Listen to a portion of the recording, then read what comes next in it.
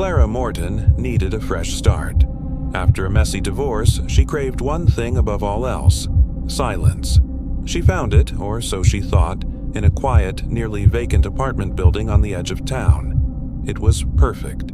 A clean slate, a blank canvas for her new life as a freelance illustrator.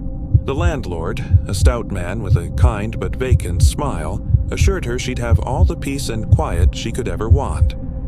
Most of the units were empty, he'd said, undergoing renovations. For the first few days, his words held true. The silence was almost deafening, a thick, comforting blanket. Clara unpacked her life, set up her drawing table by the large window, and breathed a sigh of relief. The past was behind her, but then the noises started. It was always at the same time, with a precision that was more unnerving than the sound itself. At exactly 2:47 a.m., she would be jolted awake by faint footsteps from the apartment directly above hers. A slow, deliberate pace, back and forth, back and forth. Then came the second sound, a heavy, dragging noise.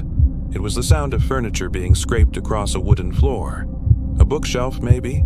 A heavy armchair? Every single night, the same routine played out above her head, a phantom roommate rearranging their life in the dead of night. After a week of sleepless nights and caffeine-fueled days, Clara had had enough.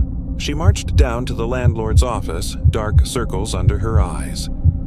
"I'm sorry to complain," she began, trying to keep her voice steady, "but the tenant in the apartment above me, they're making an incredible amount of noise every single night. It's always at the same time." The landlord leaned back in his squeaky chair, his brow furrowed in genuine confusion. He pulled a large ring of keys from his desk drawer and jangled them. "Miss Morton," he said slowly, "that's impossible. The entire floor above you is empty. Has been for years." Clara's heart sank. Was he lying? Or was she imagining it? The landlord's dismissive look made her feel small, like a child complaining about monsters under the bed. Humiliated, but undeterred, she decided she needed proof. That night, she set up her phone on her bedside table, hit record, and waited. As the clock ticked past 2:46 a.m., she held her breath, and right on cue, it began. The footsteps, the dragging. She lay frozen in bed, listening, a triumphant smile on her face. She had it. The next morning, bleary-eyed, she grabbed her phone and hit play. But the recording wasn't what she expected. There were no footsteps, no dragging sounds.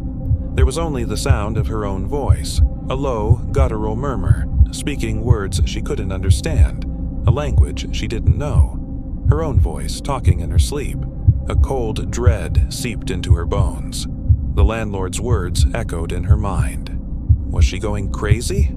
Was the stress of the divorce finally breaking her? The days blurred into a sleepless haze. Her illustration work suffered, her lines shaky, her colors muted. She stopped leaving the apartment, afraid of what she might do, what she might say. The building, once a symbol of her new beginning, now felt like a prison. And the nights grew worse. The sounds from upstairs became louder, more frantic. But now there was something new. Shadows. While lying in her bed, staring at the ceiling, she would see them. Long, distorted shapes that danced across the plaster, moving independently of her own body. They twisted and writhed in the faint moonlight filtering through her window, figures that had no source, no cause. She was losing her mind. She knew it. But a small, defiant part of her refused to accept it. She had to prove it. She had to prove that something was happening in that apartment upstairs, something real. One evening, fueled by a potent mix of terror and determination, she made a decision. She wasn't going to wait for 2:47 a.m. She grabbed the emergency fire axe from the hallway case, her hands trembling so hard she could barely hold it, and started climbing the stairs to the floor above. The hallway was dark, coated in a thick layer of dust. The air was stale, untouched. She found the apartment directly above hers. The door was unlocked. Taking a deep breath, she pushed it open. The smell of dust and decay hit her.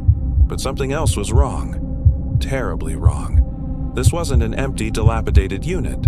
It was an exact replica of her own apartment. The same layout, the same furniture she had painstakingly chosen, the same half-finished canvases leaning against the wall.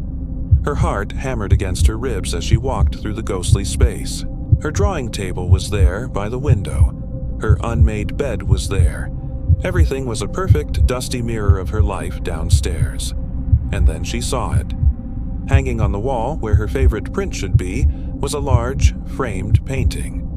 It depicted a woman sitting on the floor of this very room, staring up at the ceiling with wide, terrified eyes. The woman in the painting was her. Frozen in horror, she could only stare at her own painted face, a silent scream trapped in her throat. As if on cue, she heard a sound from the floor below. Her own floor. The sound of the front door opening, the sound of someone moving in. Heavy footsteps, the dragging of boxes across the floor. A new neighbor. The next night, as the clock struck 2:47 a.m., Clara lay on the dusty floor of the upstairs apartment, paralyzed. She heard the faint footsteps begin on the ceiling above her, but she also heard them on the floor below her. From her own apartment, a new tenant had moved in, her new neighbor. And as she listened to the sounds of someone else living her life, a terrifying realization dawned. The person who had just moved in downstairs was her. Thank you so much for watching. This story is a chilling reminder of how fragile our reality can be. If you enjoyed this journey into the unsettling, please hit that like button and consider subscribing for more tales that explore the shadows of the mind. Let us know in the comments what you think happened to Clara. Until next time, stay curious and be careful what you listen for in the quiet.